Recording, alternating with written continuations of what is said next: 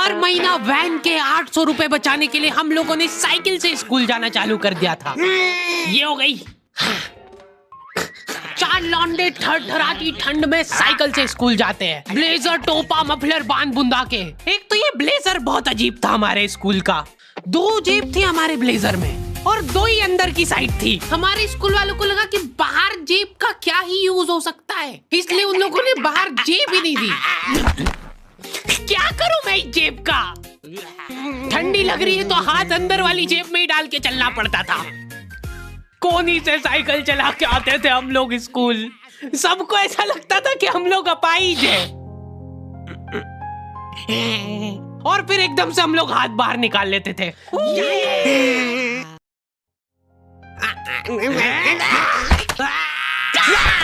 मजाक बना के रख दिया डिसेबिलिटी को। अपाहिज लोगों की रिस्पेक्ट कम हो गई थी हमारी वजह से, लेकिन लड़कियां खुश हो गई थी इस इनोवेशन से। उनको लगा था कि ब्रा का खर्चा नहीं करना पड़ेगा, अपना जो भी सामान है उसको एकदम जेंटली इन जेबों के अंदर प्लेस कर देंगे। लेकिन इसमें एक छोटी सी दिक्कत थी। स्कूल वालों ने लड़कियों के ब्लेजर में एक ही जेब रखी थी। तुम लोग नहीं समझोगे कितना मुश्किल होता है एक ही जेब में इतना सारा सामान घुसाना। हर रोज लेट होते थे हम लोग स्कूल, क्योंकि मेरी साइकिल की चेन ढीली थी। थोड़ी सी भी स्पीड बढ़ाते थे तो वो चेन उतर जाती थी।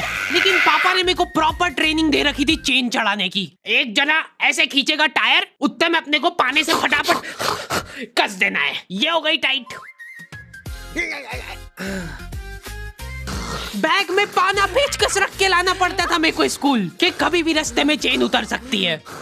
इमेजिन करो एक बार कि तुम चुपचाप वैन में बैठ के जा रहे हो, बीच सड़क में 4 लौंडे साइकिल पलटा के ये फटाफट क्लास में बैठे हुए मेरे को डर बना रहता था कि कोई गलती से मेरा बैग चेक नहीं कर ले। तो आज हम लोग पढ़ेंगे टेंस। सबसे घटिया, वाहियात, नीच टॉपिक लगता था मेरे को टेंस। पास्ट, प्रेजेंट और फ्यूचर तक बात ठीक थी। प्रेजेंट कंटिन्यूअस टेंस क्या होता है? सिंपल पास्ट, पास्ट कंटिन्यूअस, मतलब वो बीत चुका है पर चल भी रहा है। क्या है ये? कितना भी समझ लो इस टॉपिक को, एग्जाम में जाके तुमको अंदाजे से ही सेंटेंस चूज करना पड़ेंगे कि ये सुनने में अच्छा लग रहा है तो यही होगा सही। एग्जाम में इन्विजिलेटर हमको क्वेश्चन पेपर पे कुछ नहीं लिखने देता था। इनको ऐसा लगता था कि हम लोग क्वेश्चन पेपर पे आंसर लिख लिख के चीटिंग करेंगे। लेकिन हमारी क्लास के बच्चे एडवांस हो गए थे, ये पूरी की पूरी आंसर शीट एक्सचेंज कर लेते थे कि तू लिख के दे, को आता है तो। बोर्ड एग्जाम थी यार हमारी, और हमारे स्कूल वाले बोर्ड एग्जाम को बहुत सीरियसली लेते थे। अलकायदा टाइप ट्रेनिंग मिली थी हम लोगों को। एग्जाम देते हुए कहीं से भी बॉम्ब गिर सकता है, लेकिन तुम्हारे हाथ नहीं रुकना चाहिए, चाहे तुमको क्वेश्चन आता हो या ना, कुछ न कुछ लिख के ही आना है। हमारा एक ही मकसद होना चाहिए, आंसर शीट भरना। नहीं आए तो भी कुछ भी लिख के आ जाओ। मेरे को ये नहीं समझ आता कि मैं कुछ भी कैसे लिख के आ जाऊं, मेरे को आता ही नहीं है, क्या लिखूं मैं?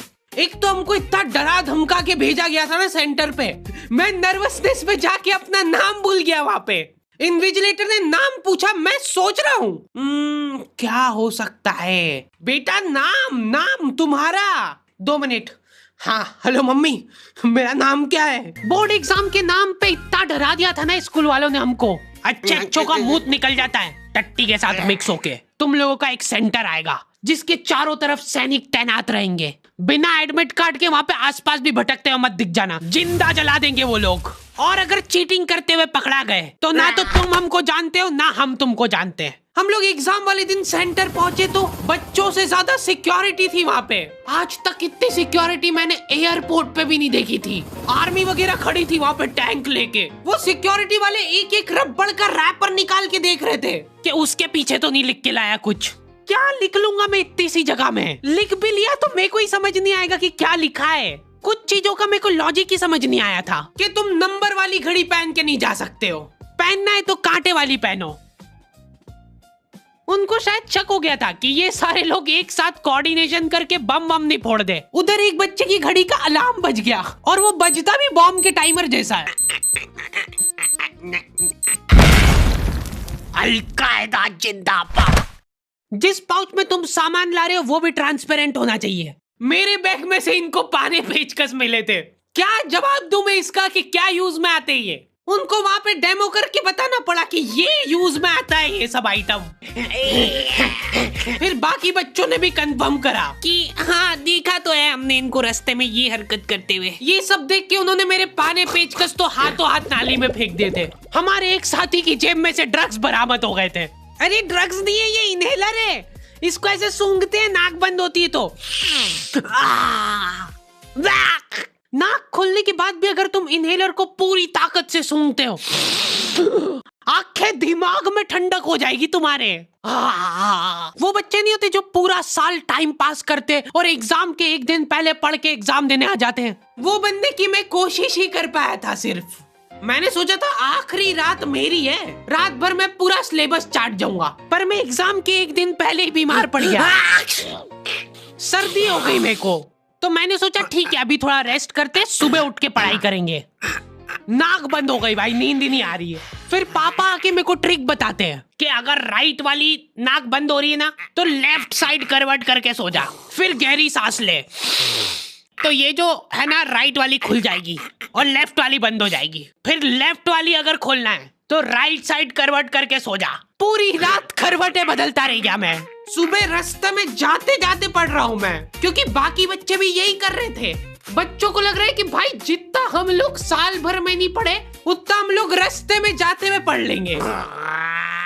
रास्ते में ऐसे कॉपियां लेके घूम रहे जैसे इनसे ज्यादा पढ़ाकू कोई हो ही ना। सुबह हम सब लोग सेंटर लेट पहुंचे क्योंकि साइकिल की चेन उतर गई थी, तो रास्ते में वो कर रहे थे। और क्वेश्चन पेपर भी लेट हो गया था उस दिन। क्वेश्चन पेपर Z+ सिक्योरिटी के साथ आता था। 10 बॉडीगार्ड लेके आते थे एक जरा सा पार्सल।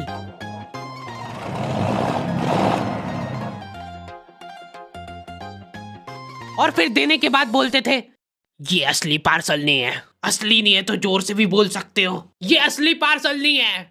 ये लोग पता नहीं किसी को तो गुमराह करने की कोशिश कर रहे थे। इनको डाउट था कि इतनी सिक्योरिटी के बाद भी कोई पेपर चोरी कर लेगा, तो ये लोग इतनी सिक्योरिटी में नकली पेपर लेके आए। असली पेपर तो एक और बॉडीगार्ड नाले में तैरता हुआ लेके आ रहा है। ये पाने पेचकस किसने डाले नाली में? ये लो।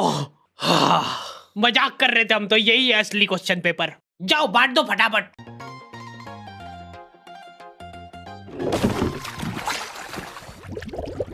ये अपना आपस में एक दूसरे को गुमराह कर रहे थे। एक बार बस सोच के देखो कि ये सारी हरकतों के बाद भी अगर पेपर लीक हो गया, सोचो एक आदमी टेलीग्राम पे क्वेश्चन पेपर बेचने लग गया था, वो भी एग्जाम के महीने भर पहले से, तब तक क्वेश्चन पेपर बना भी नहीं था। तो अब जो आदमी हमारा क्वेश्चन पेपर सेट करने बैठा, उसने सोचा कि उसका काम इजी हो सकता है, क्यों ना थोड़ा सा स्मार्ट वर्क कर लिया जाए। उसी ने सबसे पहले वो फेक क्वेश्चन पेपर खरीदे और वैसे के वैसे चेप दिए। जिसने पेपर लीक करा था वो खुद सोच में पड़ गया कि ये कैसे हो गया। एग्जाम खत्म होने के बाद इन्विजिलेटर को बहुत मजा आता भाई कॉपियां छीनने में। एक सेकंड भी किसी को ज्यादा नहीं मिलना चाहिए। बस एक बार टाइम ओवर होने के बाद कैसे लिखा तूने? एक बच्चे ने खुद से कॉपी दे दी तो इनको डिसरिस्पेक्टफुल महसूस हो गया था। उसको वापस से कॉपी दे दी कि लिख ले थोड़ी देर और। जैसे लिखने लगा वापस छीन ली।